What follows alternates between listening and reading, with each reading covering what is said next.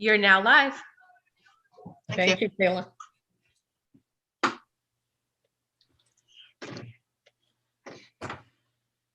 right, now I've lost.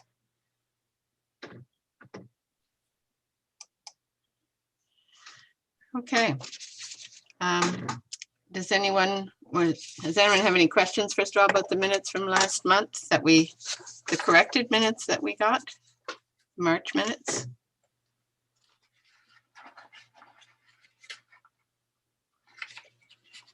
I will move that they be adopted as circulated. Thank you, Bob. Second? Pam seconding? All in favor? Aye.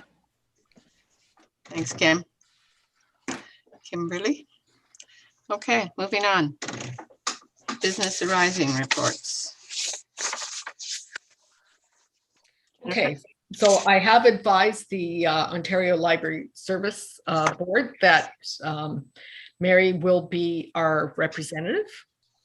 And so they have her contact information and they will get in touch with her about meetings and that sort of thing. And just again, to emphasize, when there are meetings, anyone on the board can attend. It's just that she's the official representative. We talked about at the last meeting that CELA has had their funding for this year reinstated. Can we not do that, guys? Okay, Juicy, lay down. And that's great, but what CELA has asked us to do is write a letter of support to the federal government, asking that funding be continued, not just reinstated for this year. So they have posted sample letters on their website. And Madam Chair, I would recommend that you and I sit down and draft one up, or I could draft one up for your approval and then send it off to our MP, as well as anyone else that CELA has indicated we should probably send it to. Okay. Sounds good. Thank you. Okay. We have a donation coming to us from Sunrise Homes. Oh. And what they've told me is that they'll be making at least 2 donations. So the first one will be coming when stay at home and lockdown are lifted, and they'll get in touch with me and we'll set up a proper socially distanced exchange. And they'll have one of those huge checks, which will be about 6 feet. So we'll be very socially distanced. And they'll have 2 representatives. I understand, Your Worship, that you will be attending. John, they told me that you would be attending as the ward representative, as counselor for the ward, and myself and the chair would be there. Now, Diane, if you have issues, family issues that you can't attend. I don't know yet. And that's fine. Yeah. Well, we don't want it to happen, but you know, if you can't be there, my suggestion would be that the fundraising chair attend with me. Yeah. So Connie, that's you. Okay, but we're not there yet. Yeah. We're not there yet. And I will let everyone know when I hear from them about possible dates, and we'll work something out that works for everybody. Okay, Jennifer, just a second. Bob wanted to say something. Yes, Bob? Yes, thank you. I just wanted to let you folks know that I actually got a personal call from Terry Dowdle, our MP. Okay. And, advising that he'd got my letter and that he was in full support of our recommendations. He would do what he could, but of course, by the time the letter arrived, it was a fait accompli that it'd been resolved. So at least from the point of view of it, was back in the budget. Okay. Okay, that's good to know, though, since we're going to go forward and do another letter. He'll obviously be in support of that too. Right. Thank you for raising that, Bob. Now here I talk about reopening the branches to in-person visits. Well, we didn't do that, and we're not going to do that for a while. So we'll see what happens. I have heard rumblings about possibly closing workplaces. I know at a previous meeting, Your Worship, we had heard about closures of workplaces that had 5 or more cases of COVID active cases, but there's also rumbling saying that the province may move to close workplaces that are deemed non-essential. That would be us. That would mean all your staff would be working virtually. And so I had a senior library management team meeting this morning to discuss that possibility with my staff, and we didn't brainstorm everything, but I just put it on the table because even if it doesn't happen in the next week or two, it could potentially happen, you know, in the next 6 months, at least once. So better to be prepared, better to take some time and prepare than to be blindsided, which, you know, I don't think any government in power dealing with COVID is going to get everything right, but we know that announcing something at 3:30 on Friday to be effective first thing Saturday morning does not make it easier for the people who are affected. So I'd like to be ahead of the ball rather than behind it. And where else am I going with this? Okay, the other thing with this is that we have staff who are part-time who working from home, we'd have to come up with a whole new plan for them. So that's what we're really looking at.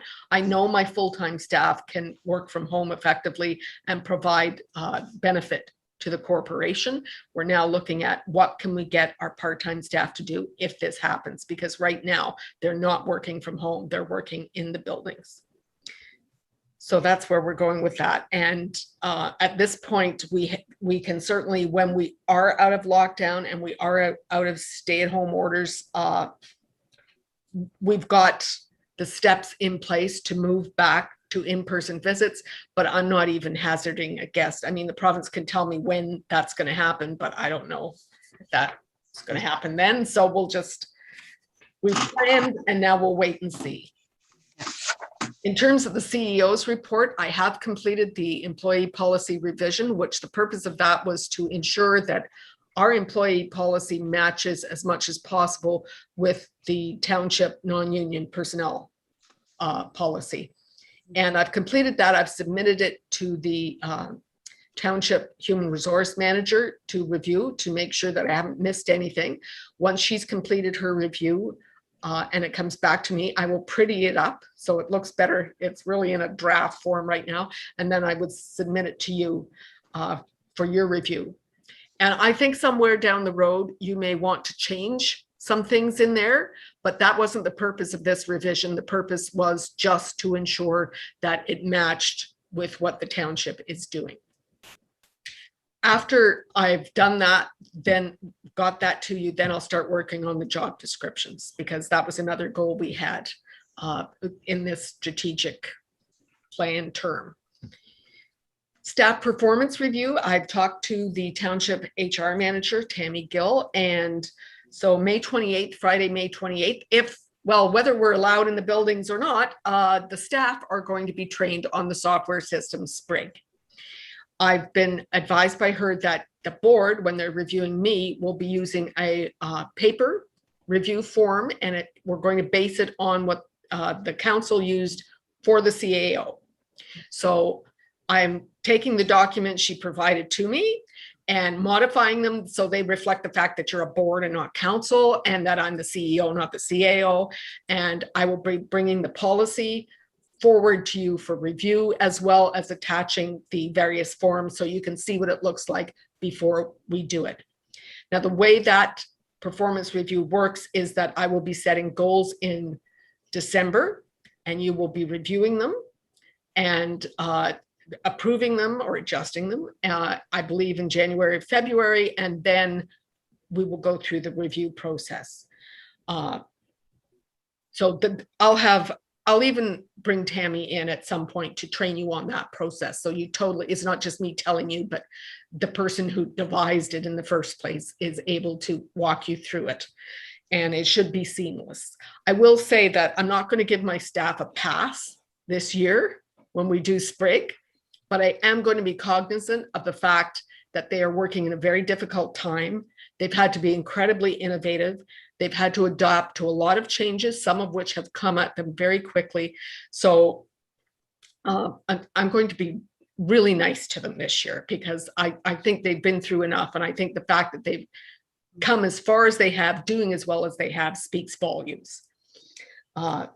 So just to let you know, the new Lowell flat roof, my God, we just opened this building in 2008, which seems like yesterday to me, but perhaps not to all of you. And the flat roof, which is the roof over the washrooms and the hallway outside of the washrooms and the maintenance room. We know, those of you who were here when we redid the flat roof at the Stainery branch will know what bone of contention flat roofs are. And so this one has failed, probably due to not the greatest design, and needs to be replaced. My initial quote was over $11,000, and anything over $10,000, according to the procurement policy, requires 3 written quotes. I have since received 2 additional quotes, the lowest of which was, even with, I don't know why I don't have it on me at this point, but it was around $5,600 plus HST. So, and I've talked to the company and I will be awarding them that quote. I've talked to the township treasurer and she's advised that I need to send a report to council, but that since the monies for that can probably come out of taxation, something or other reserve, your worship, do you know taxation modification? That's not it. Anyways, she doesn't think it will affect taxation and therefore you don't need to approve it. You just need to know that this is a change in our budget. Because of course I didn't plan for the roof to fail in 2021. So I hadn't put that in the budget. There is some internal damage to the building, you know, the drywall and that sort of thing, but there is money in our existing budget to deal with that. Simcoe County Library Service Review. We had drafted a letter. I have included it in here for you to look at. I know the chair and I had talked about some possible changes and that we will make those, but, and I'm not going to send them out until the county has got back to me with who it should go to. I know it's KMPG, but I would like the consultant's, chief consultant's name, and possibly, does it just go to the county address or to their company address, and then we can send that off. My understanding is that the review is intended to be completed by August, or at least the end of August. So we do need to get it in there, but it's not time critical in the sense that it has to be in the next week or 2. So I will work on that, and hopefully by the end of next week, Diane, we can get it to you for signature, and then we can send it off. Strategic plan review. Transition to the new Stainer branch was pretty much complete, but I know we need to start moving into our branding a little more, and that's a separate topic, which I haven't included here, but okay. So we're in the Stainer branch. We don't have anything up yet for donor recognition.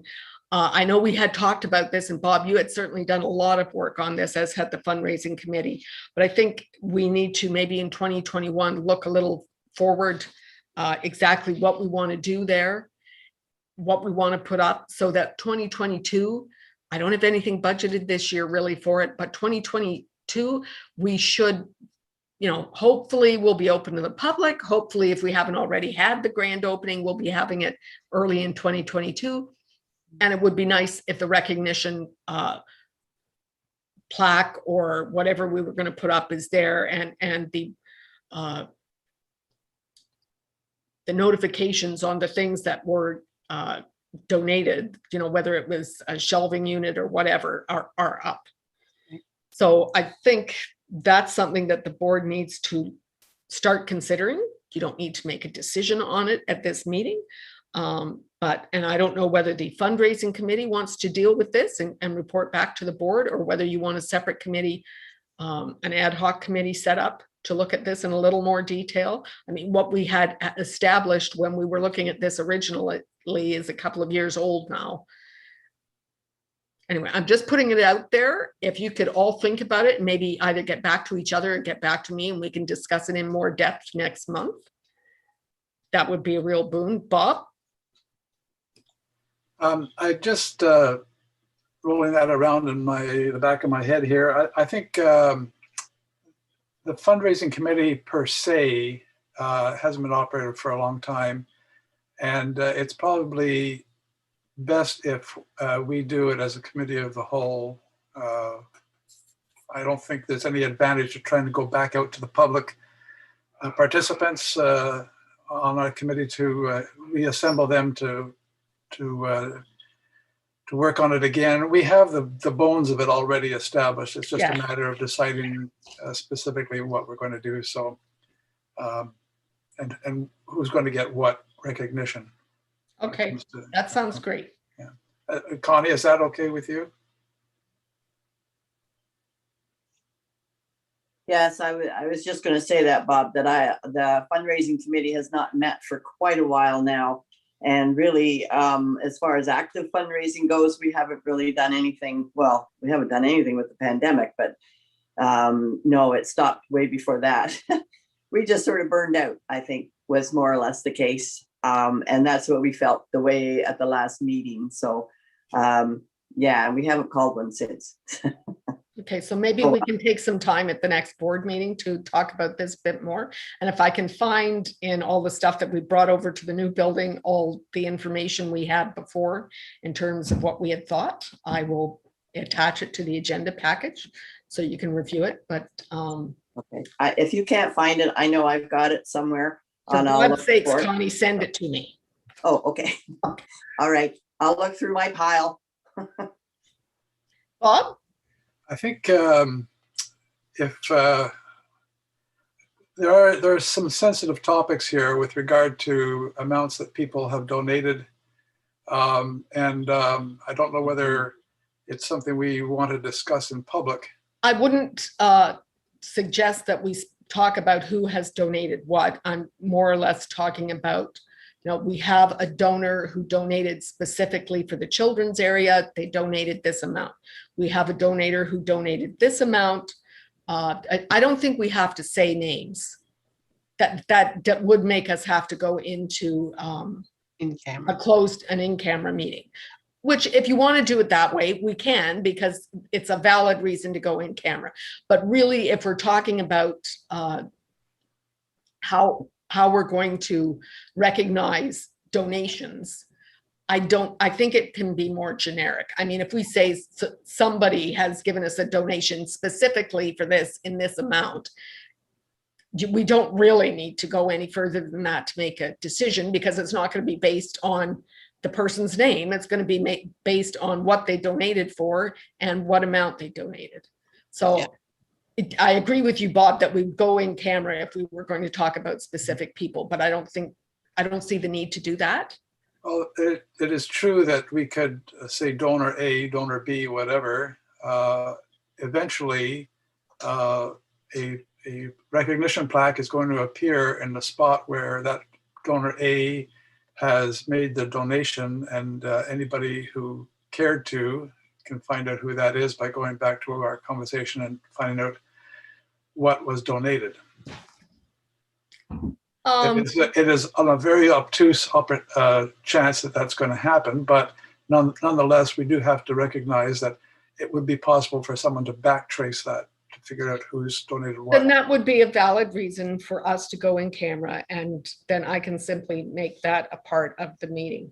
I'm not sure, Kayla, if you're still there in the background, but I will talk to the clerk's department how we go about stopping and starting the YouTube feed, because that would be important.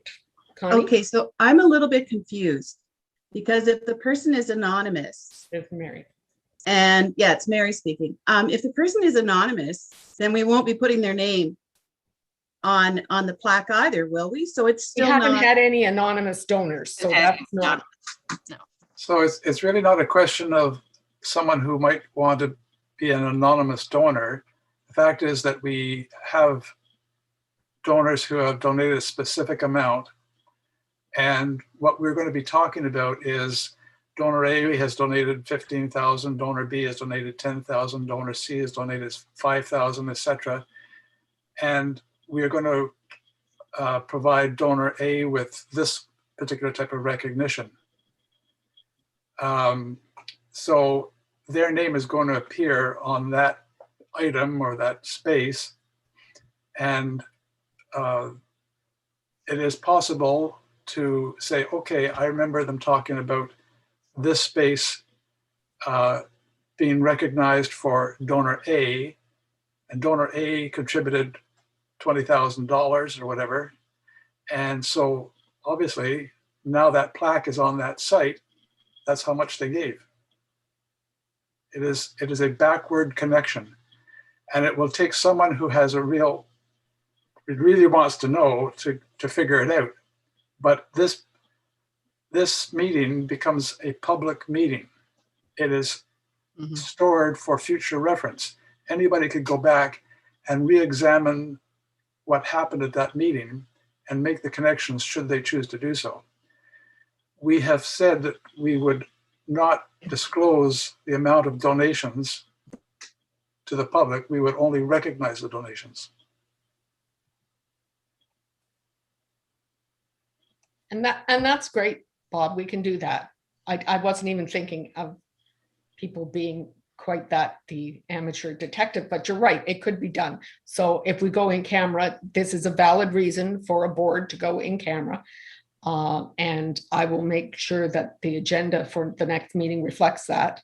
And if Connie sends me the information about the donor recognition intentions that had been written out, then I will include that as background information for that portion of the meeting. Okay. And I mean, that background information isn't going to name names, so it could be part on the webpage. Yeah. Yeah. But anyway, but I will speak to the clerk's department about how to go about doing that, because they're running these meetings for us. So it can be on YouTube. So we need them to start and stop it. Okay. But valid point. That's good. Bob, I know you contacted the Township Accessibility Advisory Committee regarding parking. I did. And I did actually send an email out to everybody with a copy of the letter that I received from Deb Bronny, who is the chair of that committee. I won't read the whole thing because you have it, but just to mention that one of the concerns was accessibility from the existing parking spots that are designated for accessible parking, which are located at the present time beside on the west side of the main entrance to the arena hall, or to the arena. And my concern was that the parking spots, the way they would be located there, would require someone to leave their vehicle and travel through the parking lot on their way to the arena or to the library. And that is a no-no under the terms of like the Accessibility for Ontario's Act.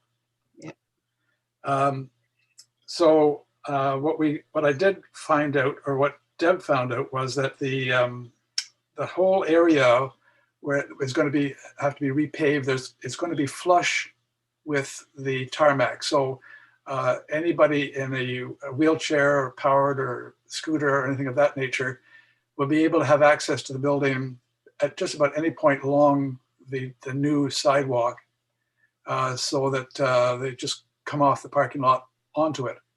So to satisfy the requirements of the accessible parking, the new parking, the existing accessible parking is going to be moved to the east side of the library, where our park is going to be located.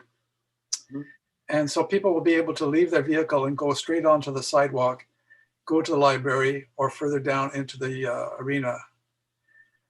There's also some indication that there will be some additional parking to the west side of the arena, and that is going to provide a space between the building and the vehicles, so that someone leaving their vehicle can go into that space, turn right, and access the entranceways without going into the parking lot. So it seems that the plans that they're waiting to get back from the architect and the engineer at this point in time are going to take care of the issues that I had some concerns about. But there will be accessible parking closer to the library entrance than we thought there might be. Bob, when you say the east side of the library, do you mean the east side of the front? Yes, Okay. the sidewalk that is on the south side of the library, but on the east side of our front entrance. Okay, that's great. I just didn't want cars up against my office window. Nope. All right, that's good. You'll have trees up against our. Well, that's fine. I can deal with trees. Okay, I've told you I've submitted the revised employee policy to the HR manager at the township, and I'm waiting for that back.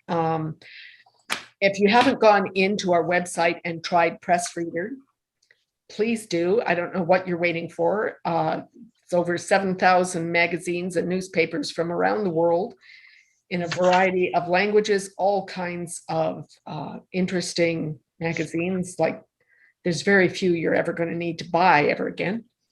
And for those of you who subscribe to e-newspapers, especially the major dailies, it's a lot cheaper using it for free than paying for a subscription. Now, some of them you can only use in the library, such as the Globe and Mail. You can't access it from home. But the Toronto Star, you certainly can. It's a really exciting addition.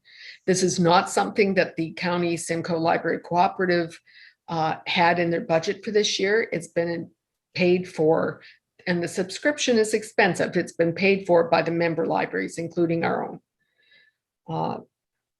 But it's fantastic. If you've got a big enough screen that you can see the stuff without squinting, you'll really enjoy this particular app. And we've pushed it on our social media and website. There's been a press release put out by the township for us, and Michelle has noted about it in her newspaper columns. So we've done everything we can do, and it's now up to all of us to use it and to go out there and spread the word by word of mouth. And that's pretty much all I've got for the CEO's report. And Bob? Something that might help spur interest in it is that if we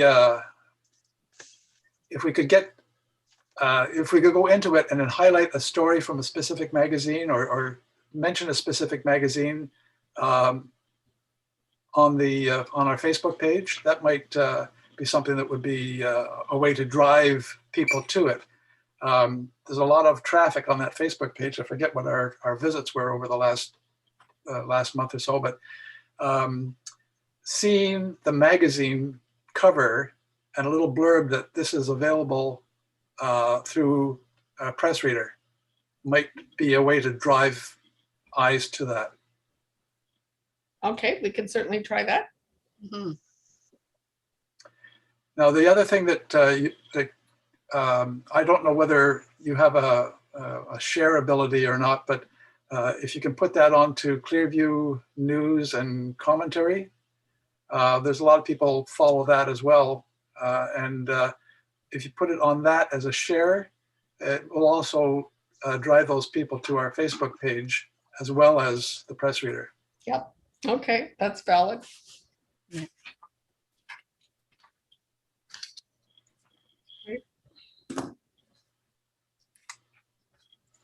Madam Chair, you ready for me? Okay. Yeah, I guess we've taken a look at the stats. Any concerns about the stats? Or questions? I guess not. No questions? Okay.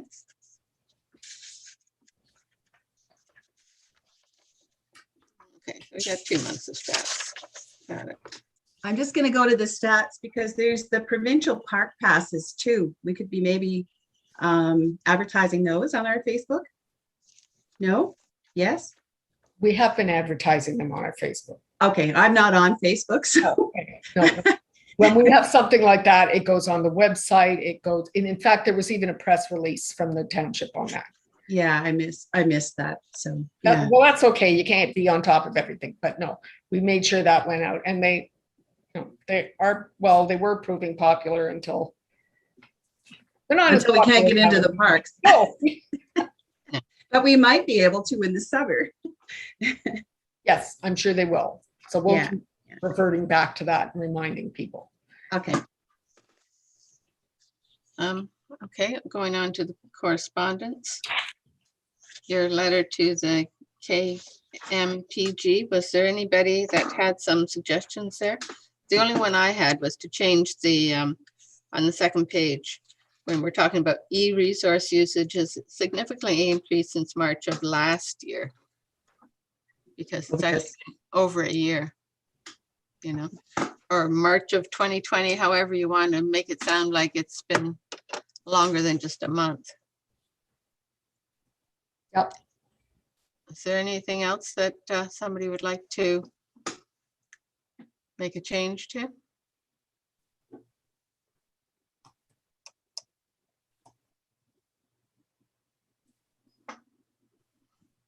No, okay, Okay, I'll make that change, Madam Chair, and get the contact information and then get that down to you. okay, perfect. The only other thing we have are the financial reports, and you guys were sort of discussing that when the meeting started. Was that what Bob was saying? Bob had asked me some questions about it, but he's resolved them himself. Okay, I can offer a little bit of information here. Since I worked this up for myself just for comparative purposes. I looked at the total administration budget and I made a couple of adjustments, some reductions to remove the budget for the capital expenditures and for the debt servicing. And then compared the year-to-date expenses to the resulting total. And it shows that we've expended 20.4% of our budget. So, and then I also went in and looked at salaries and benefits and compared the actual to the budget. And we're at 25.2%. So we're 14 weeks into a 52-week term. That's 27% of the year. So in both cases, we are under budget as far as the expenses are concerned. Well, there's a lot of other little things in there that can affect it, but the big one is the salaries and benefits. That's our biggest single expense, and we're 2% below the expected point in the year at this point. Did anybody have any other questions about it? Okay, excellent. Madam Chair, can I just interject because I gave you some inaccurate information. When I was talking to you earlier about the flat roof Right. and how we would pay for that, what the treasurer actually said, now that you've jogged my memory, Bob, is that last year we were significantly underspent in our capital budget because it was a pandemic.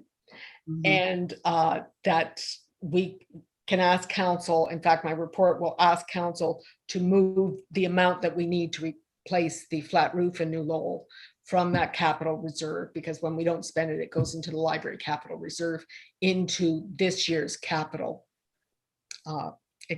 revenue. So that, yes, it will increase our budget technically, but it will not affect taxation. Okay, thanks, Jennifer. Okay, sorry about that. Not a problem. And the bank accounts, everybody has those as well. Is there anybody, is there any new business that someone would like to bring forward? I wanted to bring something up. This came about because I also work with the Tree Society, and we've started to look at fundraising that could take place once we start to open up again. So I called Jennifer and we had a nice chat about the matinee movie idea. We just started to think about the future a little bit. So I thought it might be a good chance for us right now, when we can't fundraise, to start to think about what we would like to do, not necessarily for the building fund, but for fundraising for the 3 libraries once we start to get going again. I know that there are quite a few like 50-50 draws around and things like that that are just incidentally and fairly easily raising money. So I thought maybe we could start to think about that maybe next month. And I just bring it up right now and see if everybody thinks that's a good idea to build a little bit of positive energy once we start to get moving ahead. Okay, Bob? Yeah, I think that's a great idea. We need to start thinking post-pandemic, and that's the movie, the matinee movie idea is a great one. And I think the other thing is that we should recognize that we have a building fundraising account to build. One of the things that is in our long-term budget is some work down in Creemore, and that's only 4 years away based on our original plan. Yeah. So we need to start thinking about doing some fundraising to build a bit of reserve for that. There's still going to be some money coming in from the differential between the original $175,000 that is to be used for debt servicing on Stainer, because that's been reduced, and those funds theoretically could be applied to building the reserve for Creemore. But it won't hurt for us to think about doing things which we can put some money into for the Creemore expansion. So just to keep that in the back of our minds. Mayor? Thank you, Madam Chair. Mr. Charlton is correct that we do have a little bit of leeway in the fact that our payment structure for the debenture does give us a little bit of room. So that money is currently just going into the reserve right now. And the strategy for that was to help us build the funds that we may need for future builds that would happen across the township. So that's it's going the right direction. Because we don't actually have any dollar value as to what the work would be, we haven't actually determined whether we're putting enough reserve money away now to do that work. All we know is that of the original $175,000 that's applied each year, the portion that's not going to pay our debenture is being directed into that reserve. So we have to do a little bit of work on that and also determine the actual value of the work that's going to be needed down in Creemore at that branch. So that's yet to be determined, but I'm glad that Bob, you brought it up, because that does fit within this board's responsibility to come up with some of those ideas, as Jennifer will need to prepare her notes coming up in the fall here for the budget for 2022. Oh my goodness, we're already talking about that. So that's great news. If I may, I've got another comment, if I could put it in here now, Madam Chair, and that is that Jennifer reviewed the goals of the library, and she slipped right past goal number 6, which is in regards to staff board volunteer development. And so as the mayor, I'll take this opportunity to acknowledge volunteers in our community and thank each and every one of you who serve on this board in a volunteer capacity. You are absolutely appreciated every day for the work that goes on in the township. And we're very, very happy that we have great, dedicated, and creative volunteers serving our community. So to you, Madam Chair, thank you, and to all of your board members. Thank you very much, Mayor. Did anyone else want to bring forward any other new items of business?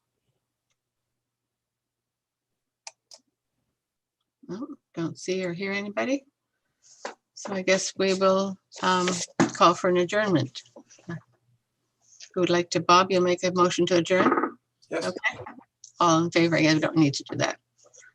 Okay. Actually, Robert's rules call for a seconder, but no vote. Seconder, but no overall. I'll Okay. second it. Kimberly. Okay, Kimberly seconded it. There you go. All right. Okay. So we'll see everybody on May the 18th virtually again. Have a good month. Okay. Stay Thanks. safe, everyone. Thank Yeah, you. Take care. Bye. Bye-bye. Bye.